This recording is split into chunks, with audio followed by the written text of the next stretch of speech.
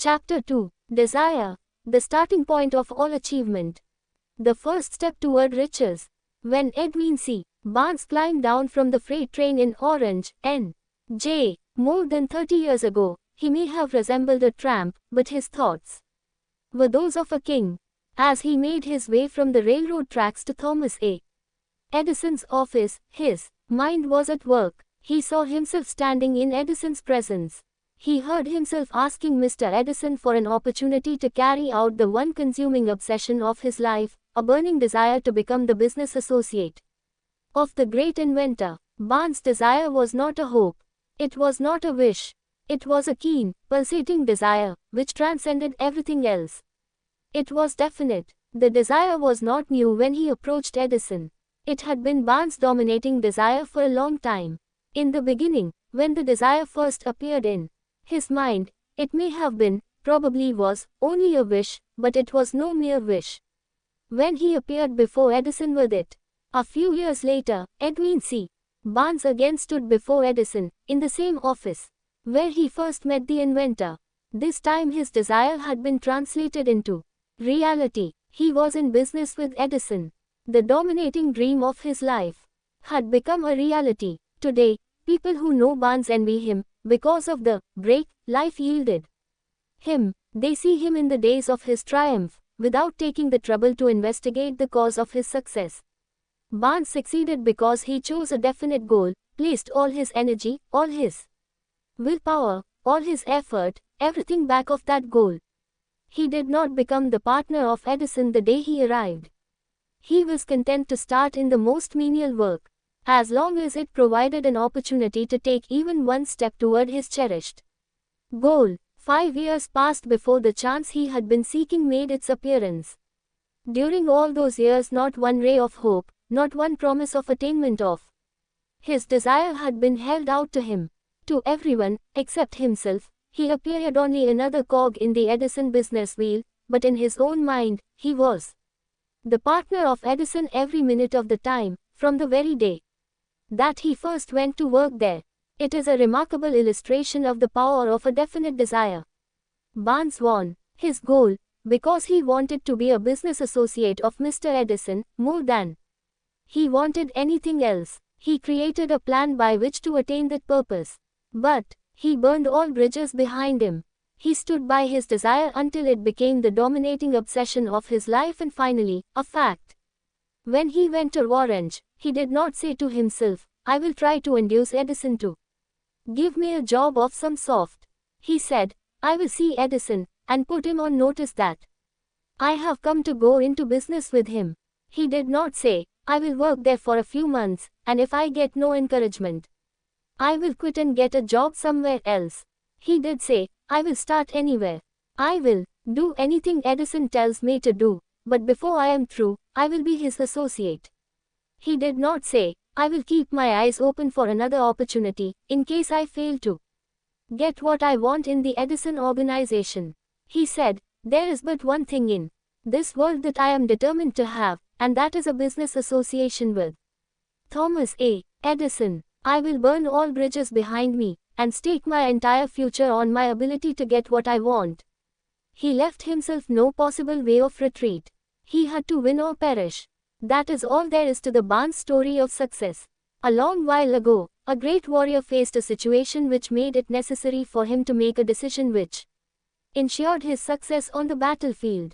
He was about to send his armies against a powerful foe, whose men outnumbered his own. He loaded his soldiers into boats, sailed to the enemy's country, unloaded soldiers and equipment, then gave the order to burn the ships that had carried them. Addressing his men before the first battle, he said, you see the boats going up in smoke. That means that we cannot leave these shores alive unless we win. We now have no choice, we win or we perish. They warn, every person who wins in any undertaking must be willing to burn his ships and cut all sources of retreat. Only by so doing can one be sure of maintaining that state of mind known as a burning desire to win, essential to success. The morning after the Great Chicago Fire, a group of merchants stood on State Street, looking at the smoking remains of what had been their stores. They went into a conference to decide if they would try to rebuild or leave Chicago and start over in a more promising section of the country. They reached a decision, all except one, to leave Chicago. The merchant who decided to stay and rebuild pointed a finger at the remains of his store and said, "Gentlemen, on that very spot I will build the world's greatest store, no matter how many times it may burn down." That was more than 50 years ago. The store was built. It stands there today, a towering monument to the power of that state of mind known as a burning desire. The easy thing for Marshall Field to have done would have been exactly what his fellow merchants did. When the going was hard, and the future looked dismal, they pulled up and went where the going seemed easier. Mark well this difference between Marshall Field and the other merchants, because it is the same difference which distinguishes Edwin C. Barnes from thousands of other young men who have worked in the Edison organization. It is the same difference which distinguishes practically all who succeed from those who fail. Every human being who reaches the age of understanding of the purpose of money wishes for it. Wishing will not bring riches, but desiring riches with a state of mind that becomes an obsession, then planning definite ways and means to acquire riches, and backing those plans with persistence which does not recognize failure, will bring riches. The method by which desire for riches can be transmuted into its financial equivalent consists of 6 definite, practical steps, viz. First, fix in your mind the exact amount of money you desire. It is not sufficient merely to say, "I want plenty of money." First, be definite as to the amount. There is a psychological reason for definiteness which will be described in a subsequent chapter. Second, determine exactly what you intend to give in return for the money you desire. There is no such reality as something for nothing. Third, establish a definite date when you intend to possess the money you desire. Fourth, create a definite plan for carrying out your desire, and begin at once, whether you are ready or not, to put this plan into action. Fifth, write out a clear, concise statement of the amount of money you intend to acquire. Name the time limit for its acquisition, state what you intend to give in return for the money, and describe clearly the plan through which you intend to accumulate it. Sixth, read your written statement aloud, twice daily, once just before retiring at night, and once after arising in the morning. As you read, see and feel, and believe yourself already in possession of the money. It is important that you follow the instructions described in these 6 steps. It is especially important that you observe and follow the instructions in the 6th paragraph. You may complain that it is impossible for you to see yourself in possession of money before you actually have it. Here is where a burning desire will come to your aid. If you truly desire money so keenly that your desire is an obsession, you will have no difficulty in convincing yourself that you will acquire it. The object is to want money, and to become so determined to have it that you convince yourself you will have it. Only those who become money conscious ever accumulate great riches. Money consciousness means that the mind has become so thoroughly saturated with the desire for money that one can see oneself already in possession of it. To the uninitiated, who has not been schooled in the working principles of the human mind, these instructions may appear impractical.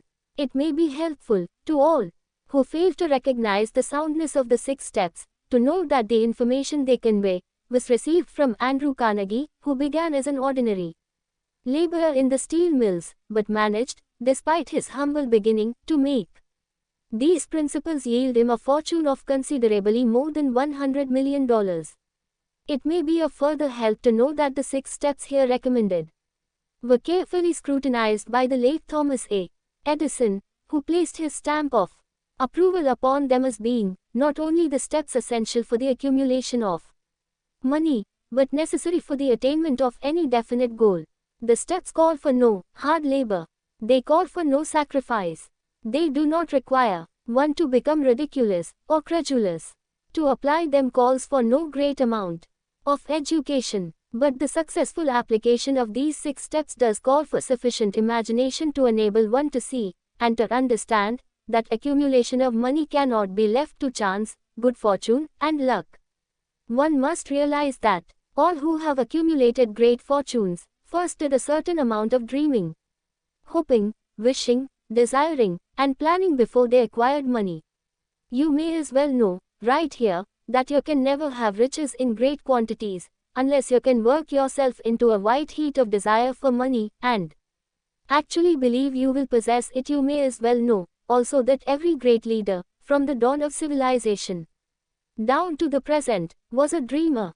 Christianity is the greatest potential power in the world today, because its founder was an intense dreamer who had the vision and the imagination to see realities in their mental and spiritual form before they had been transmuted into physical form. If you do not see great riches in your imagination, you will never see them in your bank balance. Never, in the history of America, has there been so great an opportunity for practical dreamers as now exists.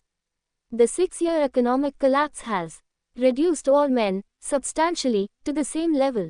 A new race is about to be run. The stakes represent huge fortunes which will be accumulated within the next 10 years. The rules of the race have changed, because we now live in a changed world that definitely favors the masses, those who had but little or no opportunity to win under the conditions existing during the Depression, when fear paralyzed growth and development. We who are in this race for riches should be encouraged to know that this changed world in which we live is demanding new ideas, new ways of doing things, new leaders, new inventions, new methods of teaching, new methods of marketing, new books, new literature, new features for the radio, new ideas for moving pictures. Back of all this demand for new and better things, there is one quality which one must possess to win, and that is definiteness of purpose, the knowledge of what one wants, and a burning desire to possess it. The business depression marked the death of one age, and the birth of another. This changed world requires practical dreamers who can, and will put their dreams into action. The practical dreamers have always been, and always will be, the pattern makers of civilization. We who desire to accumulate riches should remember the real leaders of the world always have been men who harnessed, and put into practical use, the intangible, unseen forces of unborn opportunity, and have converted those forces, or impulses of thought, into skyscrapers, cities, factories, airplanes, automobiles, and every form of convenience that makes life more pleasant. Tolerance and an open mind are practical necessities of the dreamer of today. Those who are afraid of new ideas are doomed before they start. Never has there been a time more favorable to pioneers than the present. True, there is no wild and woolly west to be conquered, as in the days of the covered wagon, but there is a vast business, financial, and industrial world to be remolded and redirected along new and better lines. In planning to acquire your share of the riches, let no one influence you to scorn the dreamer. To win the big stakes in this changed world, you must catch the spirit of the great pioneers of the past, whose dreams have given to civilization all that it has of value, the spirit which serves as the lifeblood of our own country, your opportunity in mind, to develop and market our talents. Let us not forget, Columbus dreamed of an unknown world, staked his life on the existence of such a world, and discovered it. Copernicus, the great astronomer, dreamed of a multiplicity of worlds, and revealed them. No one denounced him as impractical after he had triumphed. Instead, the world worshipped at his shrine, thus proving once more that success requires no apologies, failure permits no alibis. If the thing you wish to do is right, and you believe in it, go ahead and do it. Put your dream across, and never mind what they say if you meet with temporary defeat, for they, perhaps, do not know that every failure brings with it the seed of an equivalent success. Henry Ford, poor and uneducated, dreamed of a horseless carriage, went to work with what tools he possessed, without waiting for opportunity to favor him, and now evidence of his dream belts the entire earth. He has put more wheels into operation than any man who ever lived, because he was not afraid to back his dreams. Thomas Edison dreamed of a lamp that could be operated by electricity, began where he stood to put his dream into action, and despite more than 10,000 failures, he stood by that dream until he made it a physical reality. Practical. Dreamers do not quit. Whelan dreamed of a chain of cigar stores, transformed his dream into action, and now the United Cigar Stores occupy the best corners. In America, Lincoln dreamed of freedom for the black slaves, put his dream into action, and barely missed living to see a united North and South translate his dream into reality. The Wright brothers dreamed of a machine that would fly through the air. Now, one may see evidence all over the world that they dreamed soundly. Marconi dreamed of a system for harnessing the intangible forces of the ether. Evidence that he did not dream in vain may be found in every wireless and radio in the world. Moreover, Marconi's dream brought the humblest cabin and the most stately manor house side by side. It made the people of every nation on earth backdoor neighbors. It gave the President of the United States a medium by which he may talk to all the people of America at one time, and on short notice. It may interest you to know that Marconi's friends had him taken into custody and examined in a psychopathic hospital when he announced he had discovered a principle through which he could send messages through the air without the aid of wires or other direct physical means of communication. The dreamers of today fare better. The world has become accustomed to new discoveries. Nay, it has shown a willingness to reward the dreamer who gives the world a new idea. The greatest achievement was, at first, and for a time, but a dream. The oak sleeps in the acorn. The bird waits in the egg, and in the highest vision of the soul, a waking angel stirs. Dreams are the seedlings of reality. Awake, arise, and assert yourself, you dreamers of the world. Your star is now in the ascendancy. The World Depression brought the opportunity you have been waiting for. It taught people humility, tolerance, and open-mindedness. The world is filled with an abundance of opportunity which the dreamers of the past never knew. A burning desire to be, and to do is the starting point from which the dreamer must take off. Dreams are not born of indifference, laziness, or lack of ambition. The world no longer scoffs at the dreamer, nor calls him impractical. If you think it does, take a trip to Tennessee, and witness what a dreamer president has done in the way of harnessing and using the great water power of America. A score of years ago, such a dream would have seemed like madness. You have been disappointed, you have undergone defeat during the Depression. You have felt the great heart within you crushed until it bled. Take courage, for these experiences have tempered the spiritual metal of which you are made. They are assets of incomparable value. Remember, too, that all who succeed in life get off to a bad start and pass through many heartbreaking struggles before they arrive. The turning point in the lives of those who succeed usually comes at the moment of some crisis through which they are introduced to their other selves. John Bunyan wrote The Pilgrim's Progress, which is among the finest of all English literature, after he had been confined in prison and sorely punished because of his views on the subject of religion. 0. Henry discovered the genius which slept within his brain after he had met with great misfortune and was confined in a prison cell in Columbus, Ohio.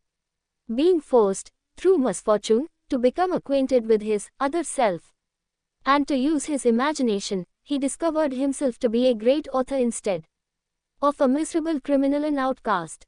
Strange and varied are the ways of life, and stranger still are the ways of infinite intelligence, through which men are sometimes forced to undergo all sorts of punishment before discovering their own brains, and their own capacity to create useful ideas through imagination. Edison, the world's greatest inventor and scientist, was a tramp telegraph operator. He failed innumerable times before he was driven, finally, to the discovery of the genius which slept within his brain. Charles Dickens began by pasting labels on blacking pots.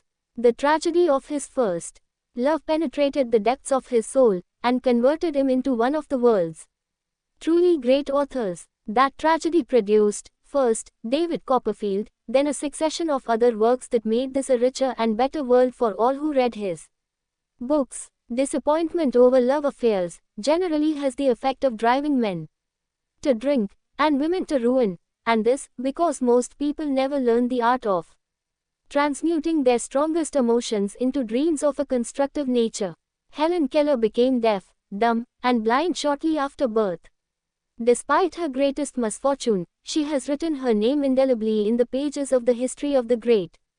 Her entire life has served as evidence that no one ever is defeated until defeat has been accepted as a reality.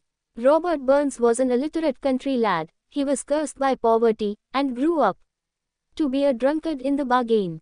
The world was made better for his having lived, because he clothed beautiful thoughts in poetry, and thereby plucked a thorn and planted a rose in its place. Booker T. Washington was born in slavery, handicapped by race and color.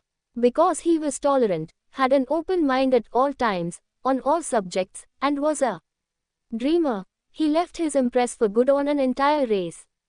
Beethoven was deaf, Milton was blind, but their names will last as long as time endures, because they dreamed and translated their dreams into organized thought. Before passing to the next chapter, kindle anew in your mind the fire of hope, faith, courage, and tolerance. If you have these states of mind, and a working knowledge of the principles described, all else that you need will come to you when you are ready for it. Let Emerson state the thought in these words: every proverb, every book, every byword that belongs to thee for aid and comfort shall surely come home through open or winding passages. Every friend whom not thy fantastic will, but the great and tender soul in thee craveth, shall lock thee in his embrace. There is a difference between wishing for a thing and being ready to receive it. No one is ready for a thing, until he believes he can acquire it. The state of mind must be belief, not mere hope or wish. Open-mindedness is essential for belief. Closed minds do not inspire faith, courage, and belief. Remember, no more effort is required to aim high in life, to demand abundance and prosperity, than is required to accept misery and poverty. A great poet has correctly stated this universal truth through these lines: I bargained with life for a penny, and life would pay no more. However, I begged at evening, when I counted my scanty store, for life is a just employer. He gives you what you ask, but once you have set the wages, why, you must bear the task. I worked for a menial's hire, only to learn, dismayed, that any wage I had asked of life, life would have willingly paid. Desire outwits Mother Nature. As a fitting climax to this chapter, I wish to introduce one of the most unusual persons I have ever known. I first saw him 24 years ago, a few minutes after he was born. He came into the world without any physical sign of ears, and the doctor admitted, when pressed for an opinion, that the child might be deaf and mute for life. I challenged the doctor's opinion. I had the right to do so. I was the child's father. I, too, reached a decision, and rendered an opinion, but I expressed the opinion silently, in the secrecy of my own heart. I decided that my son would hear and speak. Nature could send me a child without ears, but nature could not induce me to accept the reality of the affliction. In my own mind I knew that my son would hear and speak. How? I was sure there must be a way, and I knew I would find it. I thought of the words of the immortal Emerson: the whole course of things goes to teach us faith. We need only obey. There is guidance for each of us, and by lowly listening, we shall hear the right word. The right word, desire. More than anything else, I desired that my son should not be a deaf mute. From that desire I never receded, not for a second. Many years previously, I had written, our only limitations are those we set up in our own minds. For the first time, I wondered if that statement were true. Lying on the bed in front of me was a newly born child, without the natural equipment of hearing. Even though he might hear and speak, he was obviously disfigured for life. Surely, this was a limitation which the child had not set up in his own mind. What could I do about it? Somehow I would find a way to transplant into that child's mind my own burning desire for ways and means of conveying sound to his brain without the aid of ears. As soon as the child was old enough to cooperate, I would fill his mind so completely with a burning desire to hear, that nature would, by methods of her own, translate it into physical reality. All this thinking took place in my own mind, but I spoke of it to no one. Every day, I renewed the pledge I had made to myself, not to accept a deaf mute for a son. As he grew older, and began to take notice of things around him, we observed that he had a slight degree of hearing. When he reached the age when children usually begin talking, he made no attempt to speak, but we could tell by his actions that he could hear certain sounds slightly. That was all I wanted to know. I was convinced that if he could hear, even slightly, he might develop still greater hearing capacity. Then something happened which gave me hope.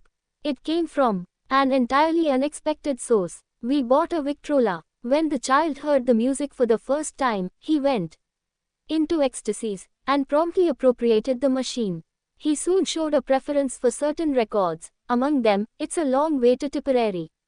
On one occasion, he played that piece over and over, for almost 2 hours, standing in front of the Victrola, with his teeth clamped on the edge of the case. The significance of this self-formed habit of his did not become clear to us until years afterward, for we had never heard of the principle of bone conduction of sound at that time. Shortly after he appropriated the Victrola, I discovered that he could hear me quite clearly when I spoke with my lips touching his mastoid bone, or at the base of the brain. These discoveries placed in my possession the necessary media by which I began to translate into reality my burning desire to help my son develop hearing in speech. By that time he was making stabs at speaking certain words. The outlook was far from encouraging, but desire backed by faith knows no such word is impossible. Having determined that he could hear the sound of my voice plainly, I began immediately to transfer to his mind the desire to hear and speak. I soon discovered that the child enjoyed bedtime stories, so I went to work creating stories designed to develop in him self-reliance, imagination, and a keen desire to hear and to be normal. There was one story in particular, which I emphasized by giving it some new and dramatic coloring each time it was told. It was designed to plant in his mind the thought that his affliction was not a liability, but an asset of great value. Despite the fact that all the philosophy I had examined clearly indicated that every adversity brings with it the seed of an equivalent advantage, I must confess that I had not the slightest idea how this affliction could ever become an asset. However, I continued my practice of wrapping that philosophy in bedtime stories, hoping the time would come when he would find some plan by which his handicap could be made to serve some useful purpose. Reason told me plainly that there was no adequate compensation for the lack of ears and natural hearing equipment. Desire backed by faith pushed reason aside and inspired me to carry on. As I analyze the experience in retrospect, I can see now that my son's faith in me had much to do with the astounding results. He did not question anything I told him. I sold him the idea that he had a distinct advantage over his older brother, and that this advantage would reflect itself in many ways. For example, the teachers in school would observe that he had no ears, and, because of this, they would show him special attention and treat him with extraordinary kindness. They always did. His mother saw to that, by visiting the teachers and arranging with them to give the child the extra attention necessary. I sold him the idea, too, that when he became old enough to sell newspapers, his older brother had already become a newspaper merchant, he would have a big advantage over his brother, for the reason that people would pay him extra money for his wares, because they could see that he was a bright, industrious boy. Despite the fact he had no ears, we could notice that, gradually, the child's hearing was improving. Moreover, he had not the slightest tendency to be self-conscious, because of his affliction. When he was about 7, he showed the first evidence that our method of servicing his mind was bearing fruit. For several months he begged for the privilege of selling newspapers, but his mother would not give her consent. She was afraid that his deafness made it unsafe for him to go on the street alone. Finally, he took matters in his own hands. One afternoon, when he was left at home with the servants, he climbed through the kitchen window, shinny to the ground, and set out on his own. He borrowed 6 cents in capital from the neighborhood shoemaker, invested it in papers, sold out, reinvested, and kept repeating until late in the evening. After balancing his accounts and paying back the 6 cents he had borrowed from his banker, he had a net profit of 42 cents. When we got home that night, we found him in bed asleep, with the money tightly clenched in his hand. His mother opened his hand, removed the coins, and cried. Of all things, crying over her son's first victory seemed so inappropriate. My reaction was the reverse. I laughed heartily, for I knew that my endeavor to plant in the child's mind an attitude of faith in himself had been successful. His mother saw, in his first business venture, a little deaf boy who had gone out in the streets and risked his life to earn money. I saw a brave, ambitious, self-reliant little businessman whose stock in himself had been increased 100%, because he had gone into business on his own initiative, and had won. The transaction pleased me, because I knew that he had given evidence of a trait of resourcefulness that would go with him all through life. Later events proved this to be true. When his older brother wanted something, he would lie down on the floor, kick his feet in the air, cry for it and get it. When the little deaf boy wanted something, he would plan a way to earn the money, then buy it for himself. He still follows that plan. Truly, my own son has taught me that handicaps can be converted into stepping stones on which one may climb towards some worthy goal, unless they are accepted as obstacles, and used as alibis. The little deaf boy went through the grades, high school, and college without being able to hear his teachers, excepting when they shouted loudly, at close range. He did not go to a school for the deaf. We would not permit him to learn the sign language. We were determined that he should live a normal life and associate with normal children, and we stood by that decision, although it cost us many heated debates with school officials. While he was in high school, he tried an electrical hearing aid, but it was of no value to him, due, we believed, to a condition that was disclosed when the child was 6, by Dr. J. Gordon Wilson, of Chicago, when he operated on one side of the boy's head, and discovered that there was no sign of natural hearing equipment. During his last week in college, 18 years after the operation, something happened which marked the most important turning point of his life. Through what seemed to be mere chance, he came into possession of another electrical hearing device, which was sent to him on trial. He was slow about testing it, due to his disappointment with a similar device. Finally he picked the instrument up, and more or less carelessly, placed it on his head, hooked up the battery, and lo, as if by a stroke of magic, his lifelong desire for normal hearing became a reality. For the first time in his life he heard practically as well as any person with normal hearing. God moves in mysterious ways, his wonders to perform. Overjoyed because of the changed world which had been brought to him through his hearing device, he rushed to the telephone, called his mother, and heard her voice perfectly. The next day he plainly heard the voices of his professors in class. For the first time in his life. Previously he could hear them only when they shouted, at short range. He heard the radio, he heard the talking pictures. For the first time in his life, he could converse freely with other people, without the necessity of their having to speak loudly. Truly, he had come into possession of a changed world. We had refused to accept nature's error, and, by persistent desire, we had induced nature to correct that error, through the only practical means available. Desire had commenced to pay dividends, but the victory was not yet complete. The boy still had to find a definite and practical way to convert his handicap into an equivalent asset. Hardly realizing the significance of what had already been accomplished, but intoxicated with the joy of his newly discovered world of sound, he wrote a letter to the manufacturer of the hearing aid, enthusiastically describing his experience. Something in his letter, something, perhaps, which was not written on the lines, but back of them, caused the company to invite him to New York. When we arrived, he was escorted through the factory, and while talking with the chief engineer, telling him about his changed world, a hunch, an idea, or an inspiration call it what you wish flashed into his mind. It was this impulse of thought which converted his affliction into an asset, destined to pay dividends in both money and happiness to thousands for all time to come. The sum and substance of that impulse of thought was this: it occurred to him that he might be of help to the millions of deafened people who go through life without the benefit of hearing devices, if he could find a way to tell them the story of his changed world. Then and there, he reached a decision to devote the remainder of his life to rendering useful service to the hard of hearing.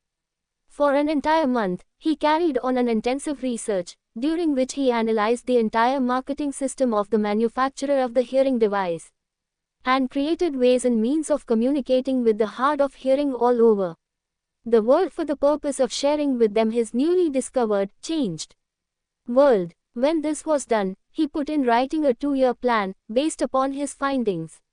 When he presented the plan to the company, he was instantly given a position for the purpose of carrying out his ambition.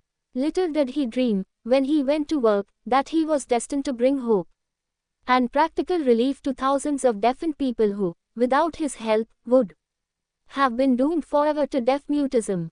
Shortly after he became associated with the manufacturer of his hearing aid, he invited me to attend a class conducted by his company, for the purpose of teaching deaf mutes to hear and to speak. I had never heard of such a form of education, therefore I visited the class, skeptical but hopeful that my time would not be entirely wasted. Here I saw a demonstration which gave me a greatly enlarged vision of what I had done to arouse and keep alive in my son's mind the desire for normal hearing. I saw deaf mutes actually being taught to hear and to speak through application of the self-same principle I had used, more than 20 years previously, in saving my son from deaf-mutism. Thus, through some strange turn of the wheel of fate, my son, Blair, and I have been destined to aid in correcting deaf-mutism for those as yet unborn, because we are the only living human beings, as far as I know, who have established definitely the fact that deaf-mutism can be corrected to the extent of restoring to normal life those who suffer with this affliction. It has been done for one, it will be done for others. There is no doubt in my mind that Blair would have been a deaf-mute all his life, if his mother and I had not managed to shape his mind as we did. The doctor who attended at his birth told us, confidentially, the child might never hear or speak. A few weeks ago, Dr. Irving Voorhees, a noted specialist on such cases, examined Blair very thoroughly. He was astounded when he learned how well my son now hears and speaks, and said his examination indicated that, theoretically, the boy should not be able to hear at all. But the lad does hear, despite the fact that X-ray pictures show there is no opening in the skull, whatsoever, from where his ears should be to the brain. When I planted in his mind the desire to hear and talk, and live as a normal person, there went with that impulse some strange influence which caused nature to become bridge builder, and span the gulf of silence between his brain and the outer world, by some means which the keenest medical specialists have not been able to interpret. It would be sacrilege for me to even conjecture as to how nature performed this miracle. It would be unforgivable if I neglected to tell the world as much as I know of the humble part one assumed in the strange experience. It is my duty, and a privilege to say I believe, and not without reason, that nothing is impossible to the person who backs desire with enduring faith. Verily, a burning desire has devious ways of transmuting itself into its physical equivalent. Blair desired normal hearing, now he has it. He was born with a handicap which might easily have sent one with a less defined desire to the street with a bundle of pencils and a tin cup. That handicap now promises to serve as the medium by which he will render useful service to many millions of hard of hearing, also, to give him useful employment at adequate financial compensation. The remainder of his life, the little, white lies, I planted in his mind when he was a child, by leading him to believe his affliction would become a great asset, which he could capitalize, has justified itself. Verily, there is nothing, right or wrong, which belief, plus burning desire, cannot make real. These qualities are free to everyone. In all my experience in dealing with men and women who had personal problems, I never handled a single case which more definitely demonstrates the power of desire. Authors sometimes make the mistake of writing of subjects of which they have but superficial, or very elementary knowledge. It has been my good fortune to have had the privilege of testing the soundness of the power of desire through the affliction of my own son. Perhaps it was providential that the experience came as it did, for surely no one is better prepared than he to serve as an example of what happens when desire is put to the test. If Mother Nature bends to the will of desire, is it logical that mere men can defeat a burning desire? Strange and imponderable is the power of the human mind. We do not understand the method by which it uses every circumstance, every individual, every